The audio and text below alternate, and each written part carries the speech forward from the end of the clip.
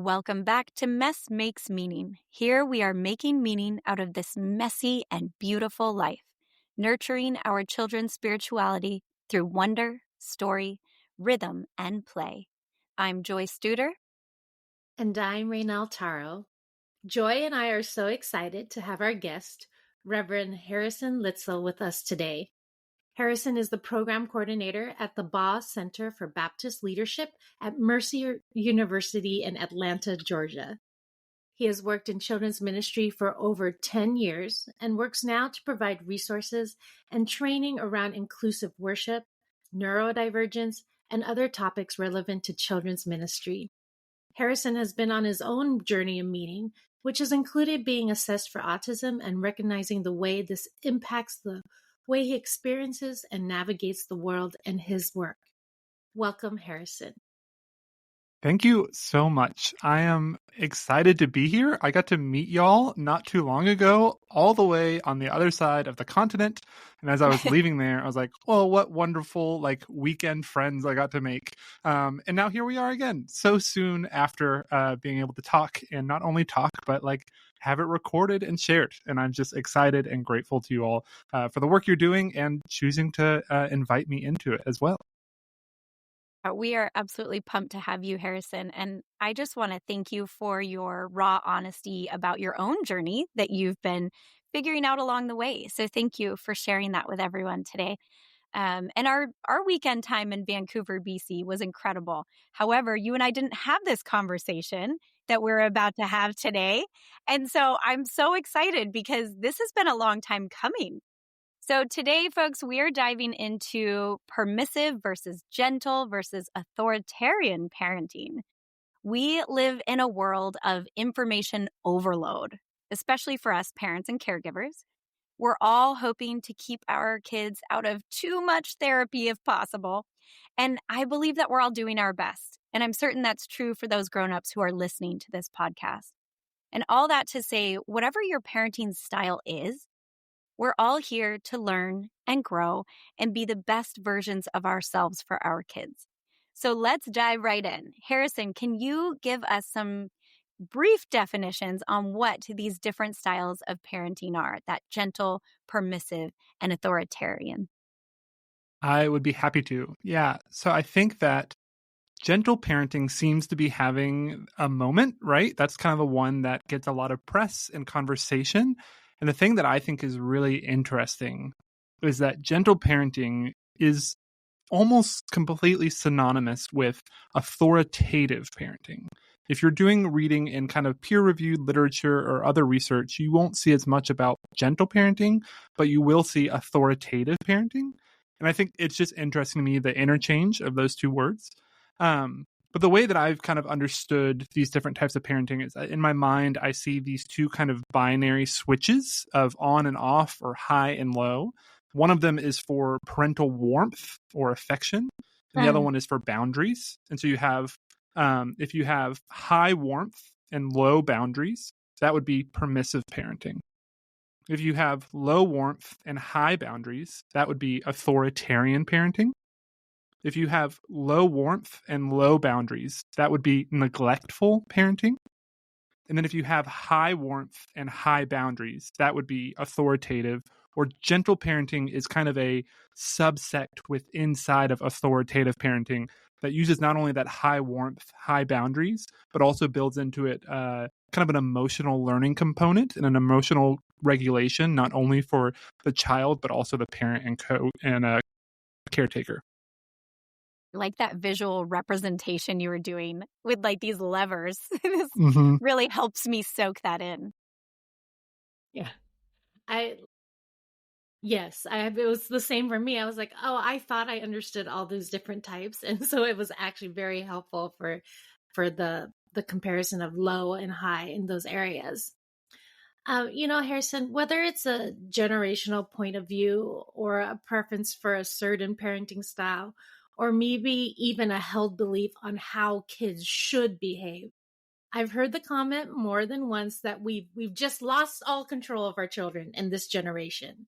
We're too, actually, even the other day, I heard somebody say, we are too nice to these kids during I was at my daughter's softball practice, and someone just said that out loud. We're being too nice to them. They were practicing in 90-degree weather, and we're being too nice to them.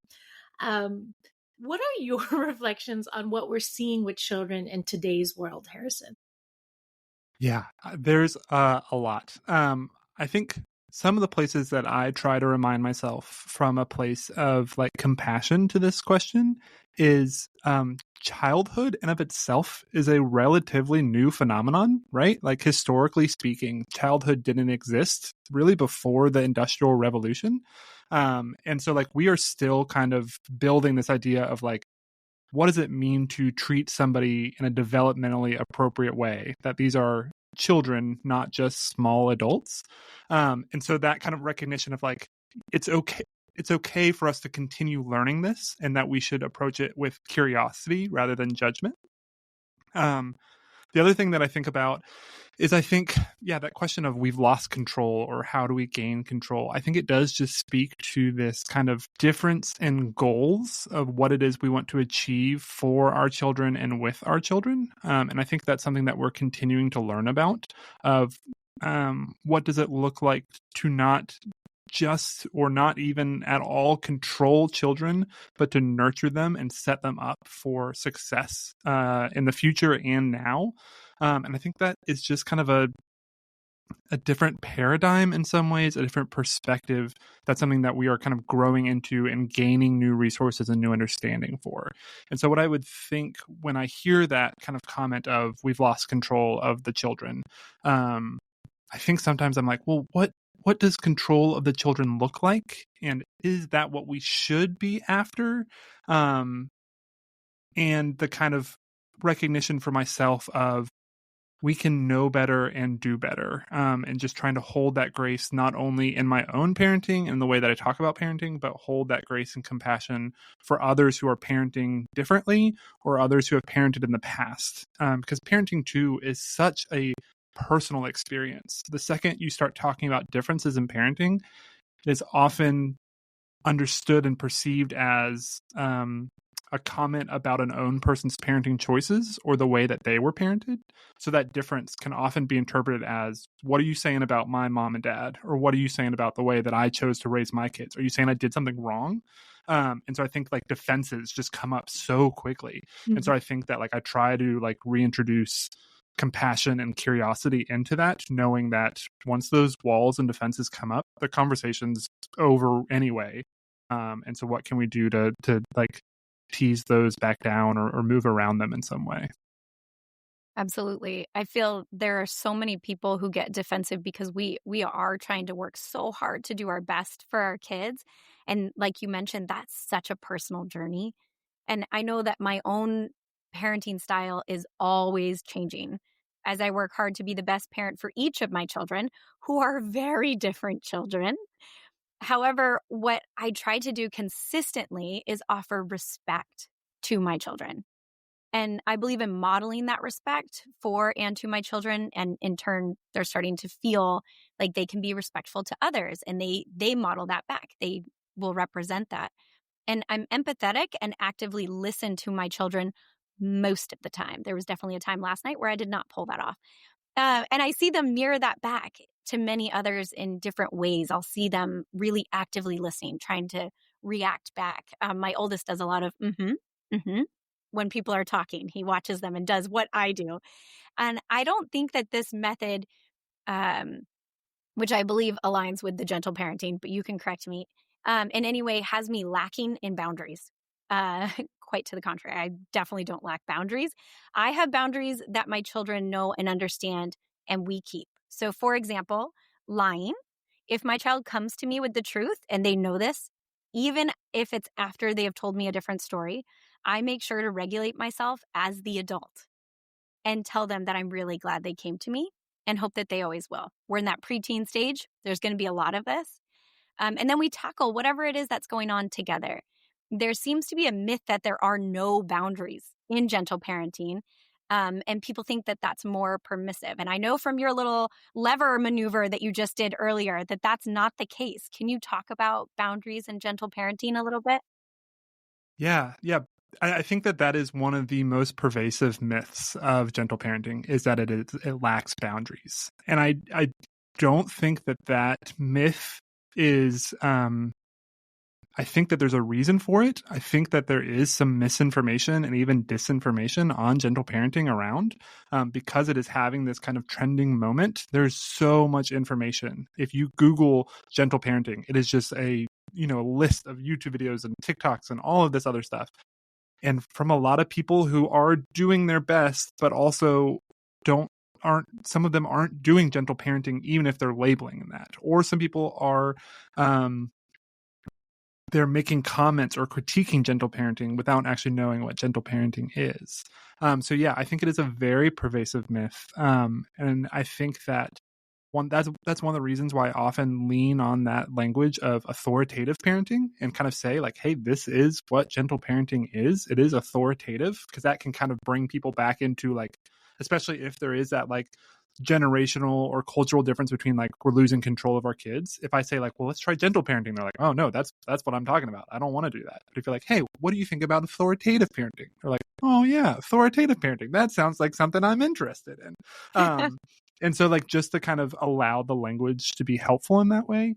But yeah, I think that gentle parenting, it has that empathy and that emotional language, and part of growing up and going through childhood and adolescence and into adulthood is the development of skills. And I think that as the parent and caretaker, like that's part of our responsibility. As you said, like you have the skills and you have easier access to the skill of emotional regulation than a child or an adolescent does. And so as the adult, to be able to utilize that skill and to regulate your emotions and to model that, and then to still hold the boundary. And that is what gentle parenting is using that warmth, using that care while still holding those boundaries. And I think that there's a part of it where it is a consideration for ourselves as the adults to wonder and think about what boundaries are actually helpful and necessary in our child's life, as opposed to just arbitrary boundaries. I think that for me, that is one of the ongoing kind of challenges and calls of gentle or authoritative parenting, is to say, I set this boundary, and then for me to be like, wait, why did I set that boundary? Is it actually serving a purpose? What purpose is it serving? How does it serve? And then thinking about consequences and all those other things. It is much more thoughtful about those kind of different dynamics, and it can be a challenge and a hard part of this, but I think it is an important aspect as well. That makes me think of the because I said so, right? Like I mean, right. maybe your parents didn't do this, but I was raised where because I said so could be a response. Mom and dad, I love you so much. And I know that is something I have I have yet to say, no, I'm not going to say never said, yet to say to my children, because I know they need that why. They need the compassion Yeah. of me empathizing with the fact that they need to understand why the boundary's there. But once they understand why the boundary's there, they really receive it. Like, okay, this is a safety issue, right? This is to keep me safe. So yeah, thanks for lifting that up. Well, Harrison, you mentioned that this is an area that is difficult for people to kind of grasp altogether. So we're going to stick with it just a little bit more. I think when, everyone hears gentle parenting, and it's pretty easy to understand this warm way of being with our children, right? You think gentle, you imagine rainbows and puppies and, oh, I love my children and all that. And then come the boundaries and the consequences. And some days, definitely, I will be the first to admit, are harder than others, because like it's pretty easy to want to love on my children, but the entering, the bringing that warmth, like you talked about, into the boundary, that warmth into the consequence. There's days that are harder, where how do I do that without feeling, how do I bring that warmth over so that I don't end up feeling like I'm talking about switches. Now I'm warm mom and now I'm mean mommy. How do I, how do I not just all of a sudden, like, Dr. Jekyll, now it's mommy is Dr. Jekyll and Mr. Hyde. But, really bringing that idea of the warmth in this way that consequences feel consistent and do provide that safety. instead of feeling like I just lost control of myself, bringing in that regulation. Do you have tips on how we kind of bring that warmth over? Yeah, that's a good question. So I think I'm going to say I have kind of three things, and we'll see if I have the memory to make it through all three. So the first one I think is like warmth and affection, making sure that the giving or the way that we share our warmth and affection are not a part of the consequence, right? So like if we're upset with our child or if they've done something, we don't take away the warmth as a way to punish. That even when holding those boundaries, the warmth remains. And I think we can see this like if in terms of safety, there are times, in my work with like neurodivergent children and things like that, one of the things with neurodivergence and autism specifically can be children who elope, children who just make a run for it out of a space. And so there are times like I've worked in a preschool where my job was to sit in the doorframe of a room while a child who had been trying to escape is still trying to escape. And so like the process of that time is like, I am here as a physical boundary so that they can remain safe. But I'm not going to be mad at them. I'm going to continue to show warmth and affection, even as my body acts as a part of a physical boundary. And that, I think, to what Joy was saying earlier, like that's the part where we have to, as adults, really call on those skills that we've been developing to say, like, I have to hold on to this warmth, even as this child is actively working against me. And then I think the next step of that is the willingness and the ability to say sorry, to acknowledge like we're never going to be perfect about this, and that's not the goal, and that's not realistic for anyone. And so to be able to say, hey, I lost it a little bit. I withheld my warmth. I switched into, to Mr. Hyde or Mean Mommy or whatever it is, and I saw it, and I know you saw it, and I'm sorry. And I'm and let's work together on this. I don't think we can underestimate or understate the power of an apology to a child from an adult. Not only in that moment, but for that child's own perception of the world. If a child sees their primary parent, their primary caretaker, be upset, be mad, and then there's never any recognition of it, then what you're kind of telling the child is there was no problem with that. You didn't see what you thought you saw. You didn't feel what you thought you felt. But by acknowledging it and apologizing for it, we're recognizing their perception of the world. And we're saying, yeah, that didn't go the way I planned. That didn't go the way you planned. I'm sorry for my part in that, right? The third part, look at me go, is I think that consequences, this is something that I'm working on, and so I'm trying to find the way to phrase it, is that consequences shouldn't be punitive. The point of the consequence, the point of the boundary shouldn't be to punish. I think about this when there is a time when like, if two kids in a classroom or two kids in a home are fighting over a toy, one of the consequences can be like, oh, well, this toy needs a break. This toy is not sparking joy for anybody. It's not helping us share and grow and play together. So it's going to have a break today. That's a good boundary. That's something that's helpful for everybody and also can like de-escalate some of the energy in a room, right? But if that toy now goes away today and then gets thrown away and never comes out again, that kind of moves into the punitive space. If it's not helping anymore, it is just something to punish. And I think that for me, this is a place where I really have to be paying attention to my own self and where I really rely on my partner and on other people that I'm doing this work with, because sometimes my own emotional state is escalated and I am like seeking that punitive measure, right? Of like, I'm upset. I don't want you to get to play with this toy again because I'm mad. But if my partner comes in and I am able to tell her like, hey, this is what happened, so the toy's going away for today, I'm also thinking about just throwing it in the trash. She can be like, totally understand the boundary you set. You might have gone a step too far. And like to be able to have that support is really, really important. And I think that you know what, I think what I'm about to say is going to like segue into our next question and where we're going next. So I'm going to pause before I just like run away with it. But those are the three things that I had. I almost started giving you 4 and 5, but we'll stop there. I mean, I love it. This is really Yeah, helpful. And you also called super me out helpful. without meaning to, because I definitely threatened to throw away the Nintendo Switch yesterday. So, I mean, I took it away and also said, maybe it doesn't need to come back as I walked down the hall, right? My boys were both like, oh my gosh, we need to pull it together. She's going Yeah. to throw it out.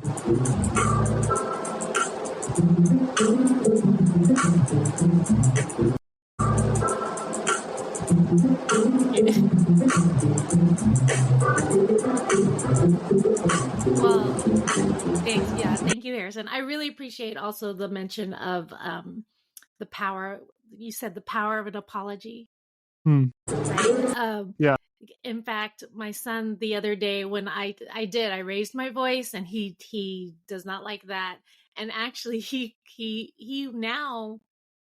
I take this as a good thing that my children are willing to let me know when I've done something that has upset them. So he will call me minutes later, and then he'll tell me, "Mommy, you were really loud, and I didn't like that." And so then it prompts me to I would have made the apology anyway, but it's a good space where it's immediate. I make that apology right away, and I say, you were right, Betty. I did, that wasn't, Mommy was not at her best in that moment. So I thank think you we for are the the reminder. generation of parents who are going to apologize more than any other. And maybe that's because we didn't receive it a lot. And so we recognize the need even more. And I love that about us. I love that about us. I think it's amazing. I think it's beautiful. You can't do better till you know better. So let's talk a little bit more about that myth of control that's been brought up a few times already. So we won't go too deep into everyone's personal lives here amongst us, but let's just say we had parents who were more authoritative or authoritarian.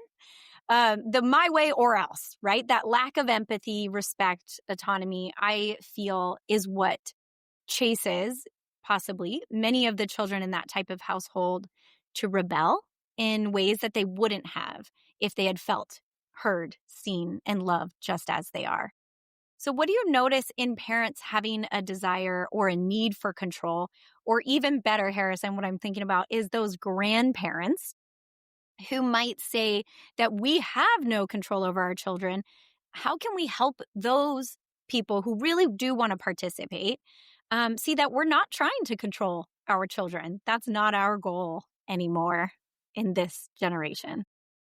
Yeah, I think this is one of those places where if there was a quick answer that I could give you over this podcast, right, I would be out writing my own book and selling it all over. And the reason why, I mean, people might have written that book, but it didn't solve all the problems, right? 'Cause it's complicated and it's complex. And you all know that, and I know that, and I think the people listening to this probably know that as well.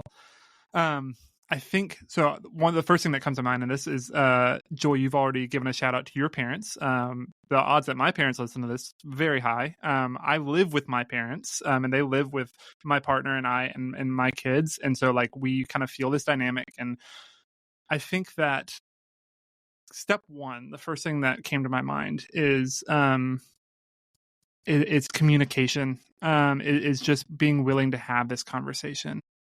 And this is the part where that kind of personal aspect of this is really going to show itself, right? When adult children talk to their parents about parenting, and I am going to parent my children differently than the way that I was raised. Mm-hmm. The way that is often heard is blame. The grandparent hears that as I did something wrong. You are dissatisfied with the way that I raised you. And I don't know if there's a way to avoid or circumvent that part of the conversation entirely. And it might be more so of how do we make it through that. One thing that I have found to be helpful is to like equip grandparents or other parents with the resources that you as a parent use to learn about parenting. So like instead of saying, hey, this is what I do that's differently than what you do, to show them like, hey, this is the book that I read, or the scholar that I listened to, or the fantastic podcast that I listened to that talks to me about parenting, right? Because then it becomes like this thing.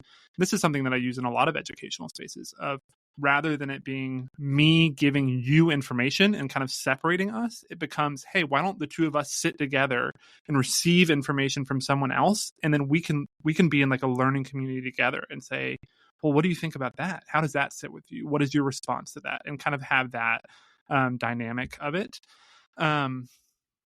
And I think that when it comes to this myth of control, this idea of control, I do think it is just an ongoing conversation of honesty, right? Of saying like, I think that my goals of parenting may be different than your goals if the question is about control. But then also like one of the things that I love about gentle parenting and authoritative parenting, one of the things that I've really learned about parenting in the past few years is that we have peer-reviewed long-term studies that show what is and is not effective in raising children, as adolescents, and into adulthood, that will make them able to succeed, that will make them able to communicate effectively with people in their personal and professional lives, that will make them help them in conduct in school, that will help them to avoid risk behaviors as they grow older. All of these things, we have data on that. And I think that parenting is one of those places where, because it is so personal and it's so anecdotal, that we kind of forget that that's there. And so in order to say like, I'm choosing to parent this way because I believe it is the most effective way to achieve fill in the blank. And that's kind of a place where you as a parent, whether you have articulated it before or not, to be able to articulate what it is that your aim is in the way that you're choosing to parent. Because that might help in order to move through that conversation of, you're right, my children are not under my control in the same way that you might expect, but it's because I'm working to do what it is that you are trying to achieve. And I think that setting that up and offering that can be, again, a helpful tool. But it would be insincere of me to say in any way that like, take these 3 easy steps and you'll navigate this conversation perfectly, right? Oh, but it'd be But so much instead, easier. I wouldn't. Yeah, it would. That is one of my favorite things to do, though, is when people ask me a question, I'm like, oh yeah, if there was an easy answer to that question, you would know it already. And so like, it's just kind of a little bit of like I don't have a full answer for you, but I'm going to do my best to walk through it together, because what else can we do? Still very, very well, you're walking through it together is very helpful, Harrison. So moving on to a little bit of a different tangent. I am maybe the staff that I'm on would say I am an empath. I tend to be the feeler, The crier. the crier of the group. But in general, I think this way of being empathetic is very important to me. And teaching my children to do this is also important. And so I find that it also helps my children understand self-regulation a little bit, this practice of thinking about what someone else might be feeling, but also what they are feeling themselves and how they can encounter and respond to what's going on inside of them. Is there one type of parenting that you would say emphasizes this empathy and self-regulation more than another? Or if they all do this, how do they do that differently? Yeah, that's a good question. I think that part of empathy and kind of emotional learning is most commonly seen in the kind of authoritative or gentle parenting space. I don't know, and this is me really saying I don't know, not just like a coy way of saying no. I don't know if that is inherent or integral to the idea of authoritative or gentle parenting, or if it's something that kind of has grown within and alongside it. So I don't have a full answer for what it might look like in other styles of parenting. But I do think that it is a part of what it means. So at the beginning, I used that example of the kind of different switches with the high, low. The other way that I think about it is it's like a circle. And I think of the circle is the boundary, right, that we have for our kids. And so with authoritative parenting specifically, there is a strong noted circle. Authoritative parenting has boundaries that are clear and articulate and expected. But what exists within that circle, it's not hollow, because the hollow circle with high boundaries, a hollow circle would be like authoritarian parenting. There's high boundaries, but there's not a lot inside of that. But authoritative parenting, gentle parenting, has that circle. And then inside of the circle is filled with warmth and affection and emotional learning, right? And it's filled with this place where we're able to connect on that emotional level. And so I do think that it makes the space for that. And it doesn't, and because the circle is still there, the boundaries are still there, there is still I see that you're frustrated. I understand why you're frustrated. I heard that you wanted a banana and we're all out of bananas. That is so disappointing. No, you may not throw an apple at me. That's not right. Like that's just because you're disappointed doesn't mean you get to make an unsafe choice. But I think that one of the aspects of this style of parenting is that high calling to hold both of those equally, to be able to see their emotions, to be able to name our emotions, and at the same time to be like regulating the environment. That's a lot. And I think that as you read about gentle parenting, there are like a few kind of genres of articles and pieces you'll see on gentle parenting. And one of the ones that you see the most is the parents and caretakers who are trying to do this and who are doing this well are struggling because it's really hard. It's so and the hard. world that we are in is not set up to have two parents full-time working and doing this style of parenting. Like it's just not. And so when it comes to this, it is always a reminder that it is hard. Just because it's hard doesn't mean it's not working. Just because it's hard doesn't mean it's wrong. Mm. But because it's hard means that we should ask for the support that we need, that we should connect with the people we can connect with, and that we should recognize that in ourselves, that parenting is taking energy and it's taking effort. And how we can make sure that we are recognizing that in ourselves as we continue to offer that space for empathy, offer that acknowledgement and that support for the kids that we're with and taking care of. I love that so much. I'm hearing so much in that. Empathy is also the curiosity that you have as a mom, Raenelle. You do this very, very well. I can attest to this because I have been with you and your children on multiple occasions. But that empathy also comes with curiosity, and that in gentle parenting, you are entering into this space of being curious about why are they upset, or curious about why a Pikachu pillow just hit you in the head, or whatever it might be, or an apple in the case of this story, and entering that in a way that respects that boundary you've set. And anyway, shout out to all the parents who are saying this is hard. We're all feeling it. But it just shows how much we care. We care so deeply about this work. It is the most important work. Harrison, I also heard a message throughout this time together that you have been kind of sliding in there, but we haven't really pulled out. And it's this need for community. You've said lean on your people, right? You've been talking about there are others out there. We're in this together. The grandparents, this need for community and connection with others who are doing this work. So think of your people, call your people after you listen to this podcast and connect with them, and just know that you're not alone in this. So I am looking forward to hearing so much more from you on this subject, Harrison, and I'm sure our listeners are as well. So we have a fun surprise for everyone. I feel like we've been doing that a lot lately. We will have Harrison leading a webinar, which is free to all of you, thanks to the Everyday Godly Play Project. This webinar will be October 28th at 1 p.m. Eastern Time, going more in depth on these styles of parenting, what they are, and how others can be supportive as parents, caregivers, extended family members, and even clergy and religious leaders. All are welcome to come and learn from Harrison, so please register for this event linked in the description below. If you can't make it live, this will be recorded for all who do register. So, Harrison, before we go, we love to send our listeners with a blessing. Would you do the honors today? I would be happy to.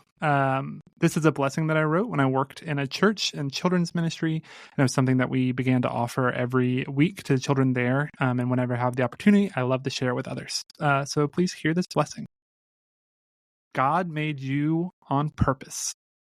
And there are people here who love and support you.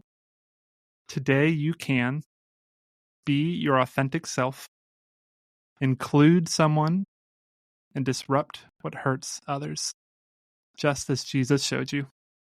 Amen. Amen. Until next time, friends.